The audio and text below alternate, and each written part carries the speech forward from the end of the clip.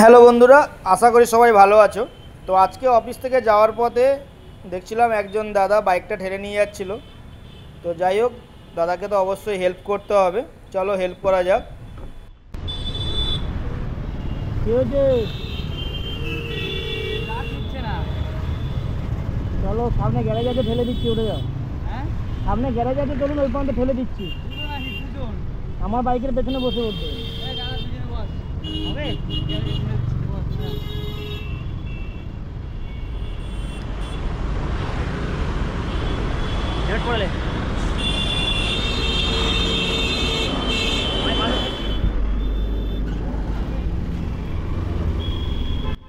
ভারী গাড়ি সত্যি আমারও ঠেলতে অনেকটা কষ্ট হচ্ছিল, কারণ এরপরে রানিং হয়ে গেলে আর কোনো প্রবলেম হবে না, কিন্তু যেহেতু বুলেট তো অনেকটাই ভারী।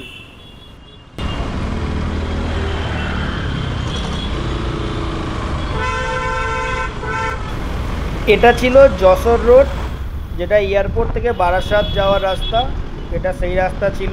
আর দাদারা 2.5 নম্বর থেকে বাইকটা ঠেলতে ঠেলতে যাচ্ছিল, তো দাদাদের হেল্প করলাম। বারাসাত যাবেন তো? সোজা চলুন, সোজা চলুন। আপনি আপনার মতো চলুন, আমি আমার রাস্তা করে নেবো। এটা ছিল এয়ারপোর্ট 3 নম্বর গেট, যেটা বেলঘুরিয়া এক্সপ্রেস এখান থেকে বেরিয়ে গেছে ডানকুনি যাওয়ার জন্য, বালি দক্ষিণেশ্বর ডানকুনি যাওয়ার জন্য। এটা সেই রোডটা। এই ব্রিজটা কমপ্লিট করলে বাম দিকে একটা গ্যারেজ আছে, এই বাম দিকে। হ্যাঁ হ্যাঁ, বাম দিকে নিন, গাড়ি দেখে নিন। এখানে এখানে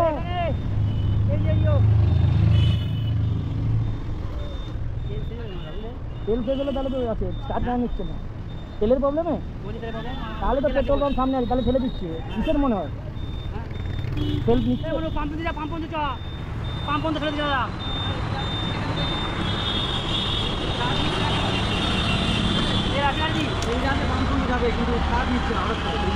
না, রিজার্ভে হলে আবার নেবে না। সেলফ মারো, সেলফ মারো। ঠিক আছে, ঠিক আছে। তাহলে ব্যাটারি বসে গেছে, অনেকবার সেলফ মেরেছো। হঠাৎ করে সিগনালে দাঁড়িয়েছিলাম, এই প্রবলেম। দেখো, বলো দাদা, শোনো,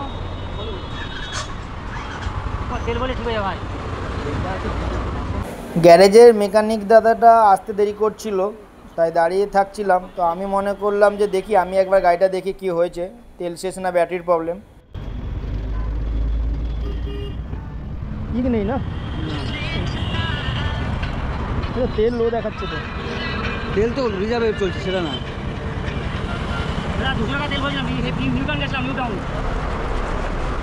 আগে কি রিজার্ভেই ছিল? হ্যাঁ। যদি চাও তাহলে পেট্রোল পাম্প আমি ঠেলে দিতে পারি। পেট্রোল পাম্পে যদি স্টার্ট ঠিক না নেয়, না হলে ব্যাকে গ্যারেজে আসতে হবে। ওইখানে একটা গ্যারেজ আছে অবশ্য। আপনি কি ওইদিকে যাবেন? আমি যাবো মধ্যমগ্রাম পর্যন্ত, আমার বিডি কলেজ।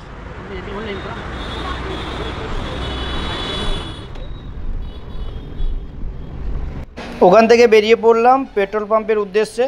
আর আমি চিন্তা ভাবনা করেছিলাম যে, মনে হচ্ছিল আমারও যে গাড়িতে তেল শেষ আর ব্যাটারিটাও ডাউন হয়েছিল অনেকটা, তাই দেখে মনে হচ্ছে, তাই স্টার্টটা নিচ্ছিল না। তো ভারী গাড়ি কীভাবে ঠেলতে হচ্ছে দেখতেই পাচ্ছ বন্ধুরা।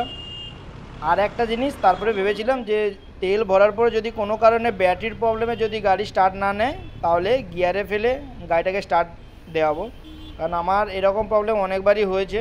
আগে আমার যে গাড়িটা ছিল তাতেও কিক ছিল না, কোনো কারণে ব্যাটারি শেষ হয়ে গিয়েছিলো। আমি এইভাবে গিয়ারে, রানিং গাড়িতে গিয়ারে ফেলে স্টার্টটা নিয়েছিলাম, যেটা সচরাচর আমরা দেখতেই পাই গাড়ি ঠেলে যারা গিয়ারে স্টার্ট নেয়। আর সেই কথা বলতে বলতে আর দাদাকে ঠেলতে ঠেলতে চলে এলাম বিরাটি মোড়ের কাছাকাছি। সামনে রয়েছে বিরাটি মোড়, আর তারপরেই রয়েছে পেট্রোল পাম্প। সে 2.5 নম্বর থেকে আসছি। তো যাই হোক, মানুষ বিপদে পড়েছে, মানুষকে হেল্প করা মানুষ হয়ে আমার কর্তব্য মনে করি, তাই আমি হেল্প করছি। আর অনেকে অনেক রকম কমেন্ট করেন, তাতে আমার কিছু যায় আসে না। একটা বাইক ঠেলে নিয়ে যাওয়া কতটা কঠিন কাজ, যে মানুষটা ঠেলে নিয়ে যায় সেই মানুষটা একমাত্র বুঝতে পারে। আর যারা কমেন্ট করে তারা কখনোই বুঝবে না। মানুষকে কোনোদিন হেল্প করে দেখুন, তাহলে বুঝতে পারবেন। যাই হোক, এই কথা বলতে বলতে মোটামুটি গৌরীপুর কালীবাড়ি আছে, কালীবাড়ি চলে এলাম, বাম দিকে রয়েছে। আর এখান থেকে আর 500 মিটার দূরেই রয়েছে পেট্রোল পাম্প। তো পেট্রোল পাম্পে গিয়ে কি হলো সেটা অবশ্যই তোমরা দেখো, দিলেই বুঝতে পারবে যে কিসের প্রবলেম হয়েছিল সেটা। আর এই বর্ষাতে রাস্তার অবস্থা খুবই বাজে অবস্থাও। তো যাই হোক, চলে এসেছিলাম পেট্রোল পাম্পে, তারপরে পেট্রোলটা ভরে নেই।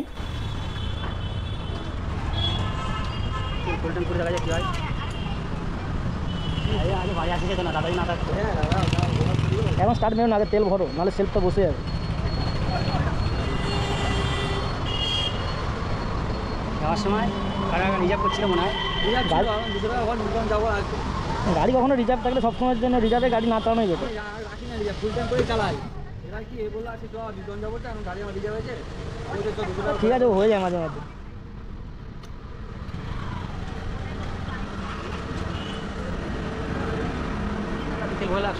না না না না ঠিক আছে, আরে না না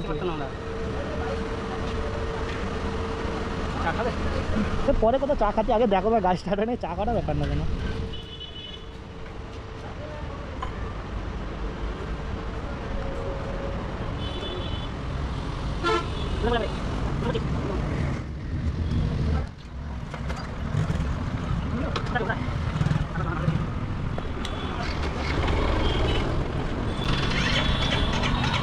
তেলটা নামতে দাও, তেলটা নামতে দাও।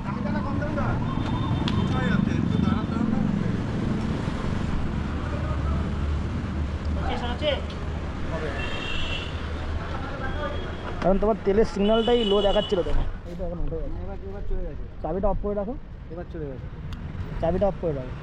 কারণ যদিও কোনো কারণে ব্যাটারি ডাউন থাকে না, তাহলে আরও ডাউন হয়ে যাবে। লাইট ফাইটগুলো জ্বলছে তো। কেন অনলাইন কর হচ্ছে না কেন?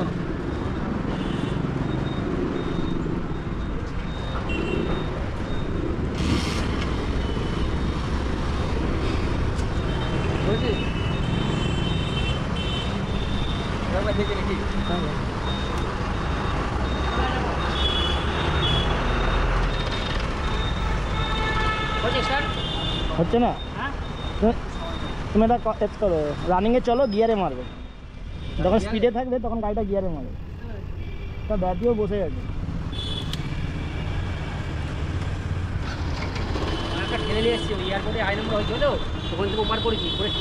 হ্যাঁ গাড়ি ঠেলা কষ্টের কাজ। চলো সামনে চলো, ওইখান থেকে গিয়ারে দিয়ে দেবো।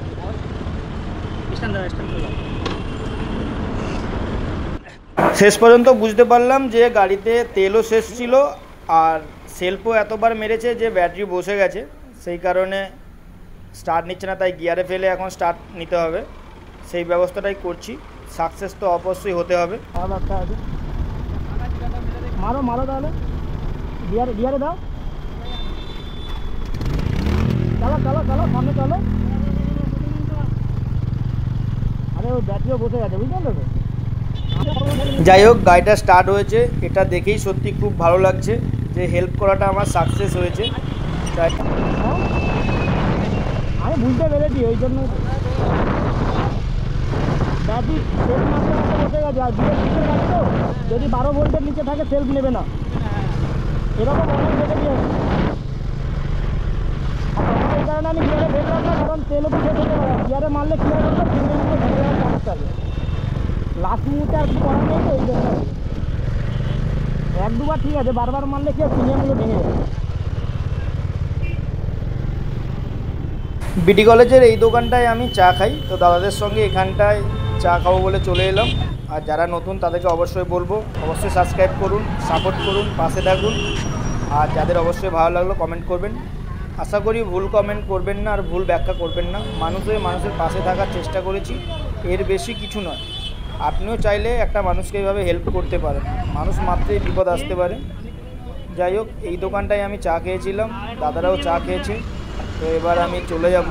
চলে আসছে একটা ওটিপি যাচ্ছে দাদা, ফোনে ওটিপিটা বলুন তো। ঠিক আছে, একদম একদম ঠিক আছে।